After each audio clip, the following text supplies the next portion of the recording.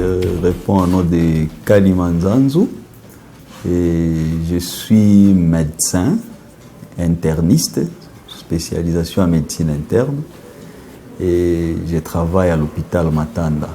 À part le fait d'être médecin traitant, je suis médecin chef de staff, c'est-à-dire le médecin responsable de tous les médecins qui sont dans l'hôpital. Nous sommes ici à l'hôpital. L'hôpital Matanda a un nouveau statut. On l'appelle désormais hôpital de référence secondaire. Ça signifie que les hôpitaux généraux de référence que nous avons dans le milieu vont chaque fois référer leurs malades à l'hôpital Matanda. Et les hôpitaux généraux de référence reçoivent aussi les références à partir des centres de santé de référence. Donc, en d'autres termes, nous sommes à l'intermédiaire entre le niveau primaire et le niveau tertiaire. Le niveau tertiaire, c'est le sommet. Ceux qui sont au niveau tertiaire, c'est par exemple l'hôpital Hill Africa. Le niveau secondaire, nous avons le même niveau actuellement que l'hôpital de Goma, l'hôpital provincial de Goma. Alors, pour ce qui est des services que nous pouvons donner aujourd'hui à la population, nous avons des spécialités. Il y a la chirurgie. Dans la chirurgie, nous avons la chirurgie générale. Il y a un médecin spécialiste déjà, il s'appelle Dr Emel Kwamire.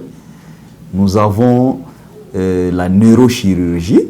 Ça signifie si vous avez des problèmes de tumeurs dans les cerveaux, s'il y a des AVC qui saignent, il y a quelqu'un qui peut les opérer. C'est Dr Mounioumou, c'est aussi un spécialiste. Vous avez un ORL, c'est-à-dire un otorhinolaryngologue. Si vous avez des problèmes des oreilles, des problèmes avec les narines, des problèmes des goitres, des problèmes avec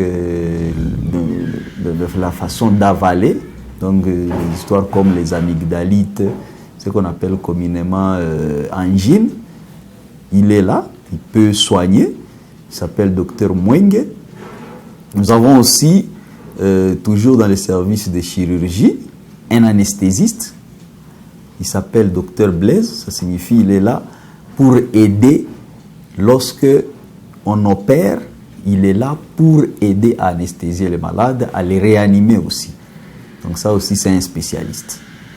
Toujours dans ce service-là, nous avons maintenant des médecins spécialistes, mais qui sont en temps partiel. Il y a celui qui s'occupe de l'urologie, donc tous les problèmes avec l'appareil urinaire, la prostate, la vessie, si on a des mal à uriner, s'il y a des problèmes d'impuissance sexuelle, il y a un urologue qui est là. Nous avons aussi un orthopédiste. Lui, il s'occupe des problèmes des os. S'il y a des fractures, il y a docteur Claude qui s'occupe de ces gens-là. Ça, c'est du côté de la chirurgie. Du côté de la gynéco-obstétrique, donc les mamans qui ont des problèmes de fertilité, donc vous cherchez un enfant, des mamans qui ont des problèmes de saignement, ou si vous voulez accoucher, ça c'est la partie maternité, il y a un médecin spécialiste qui est là, pour le moment, c'est docteur Philemon Matumo, mais il y a aussi le médecin directeur, s'appelle Ser Katsongeri. Du côté de la médecine interne, là nous sommes aussi à deux spécialistes. Vous avez moi-même, docteur Kalimanzanzu, et vous avez aussi docteur Kambale Maliro. Donc là, nous sommes là pour les problèmes internes. Si vous avez des problèmes qui concernent les reins, qui concernent les poumons, le cœur, et les problèmes qui concernent le tube digestif, l'estomac, le pancréas, le foie, les pancréas. Donc ceux-là, ils sont là pour vous assister. Nous avons aussi des examens qu'on fait. Et c'est la raison d'ailleurs pour laquelle les gens commencent à dire non, comment vous arrivez à Matanda, la facture est élevée.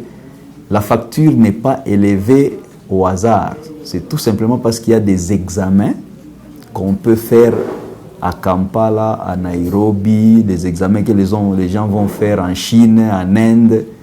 Il y a des appareils qu'on a déjà amenés et on est en mesure de faire déjà certains de ces examens. Je ne dis pas à 100%, mais au moins à 70%, on peut déjà faire ces examens-là. Au niveau du laboratoire, Au niveau de l'imagerie aussi, on peut faire déjà ces examens. Et pour le moment, on est déjà en train d'installer le scanner. On espère que d'ici là, ça va être fonctionnel. Et pour ceux qui connaissent déjà les niveaux, c'est un scanner de 64 barrettes. Donc c'est un scanner qui est vraiment bon parce que lui, il peut même aller jusqu'à voir les vaisseaux et tout. Hein? Les autres sont en train d'amener des scanners de 16 barrettes. Ce sera juste pour les os et voir peut-être s'il y a un petit problème, c'est pas d'AVC. Mais là, ça va aller même plus loin. Alors, il y a aussi certains appareils qui sont là, comme l'échographe. Il y a même un spécialiste qui est là, à la personne du docteur Siska. Elle seconde l'hôpital par moment. Elle est là en temps partiel, mais on est en train de voir d'ici 2 mois, 3 mois, il y aura déjà quelqu'un qui sera là en permanence. Vous avez aussi un appareil de mammographie qui est déjà d'ailleurs installé. C'est question seulement qu'on donne le go pour que tous ces gens-là qui ont des problèmes avec des seins puissent venir. C'est une radio qui est spécifique pour les seins. Donc, pour qu'on demande une radiographie du sein, ce n'est pas la radiographie comme tout le monde. Alors, il y a aussi des techniciens qui sont déjà formés pour cela. Et nous pensons que dans l'avenir très proche, l'hôpital de référence secondaire de Matanda sera en mesure de répondre ou de satisfaire aux besoins de tous ces malades qui vont à l'étranger. Si on est en train de faire cela, bon, l'État va nous appuyer, mais pour le moment, vraiment, c'est le sacrifice du personnel. Et nous pensons que tous ces gens qui vont en Ouganda, au Kenya, aujourd'hui on est même en train de parler de Bujumbura, au lieu de perdre les moyens là-bas, qu'ils puissent consentir ces moyens, qu'ils les amènent et qu'on essaie de voir ce qu'on peut faire. Et le personnel, nous pensons que celui qui est là, jusque-là, peut déjà donner quelque chose de bon. Du côté de la pédiatrie, il y a 2 qui sont en formation et il y a un qui finit avant la fin de cette année. Nous pensons qu'il y aura déjà un pédiatre permanent dans l'hôpital. Donc ça, ce sont les gros services que nous apportons à la population de la ville de Butembo, mais aussi à tous ceux qui sont dans les alentours, Béni, province orientale, et même nous pensons qu'il y aura ceux qui vont quitter même les pays limitrophes pour venir ici. Pour les défis, c'est vrai, le premier grand défi, c'est d'abord l'électricité. Nous sommes en train d'utiliser NK. La charge que l'hôpital a aujourd'hui, des fois, ce courant-là est insuffisant. Alors nous sommes obligés d'utiliser des groupes électrogènes. Donc ça, c'est le premier grand. Le deuxième, comme je vous l'ai dit, c'est un hôpital de l'État. Beaucoup de gens pensent que parce qu'il y a des sœurs, on pense que c'est pour une congrégation. Non, c'est un hôpital de l'État, mais qui est géré par le diocèse.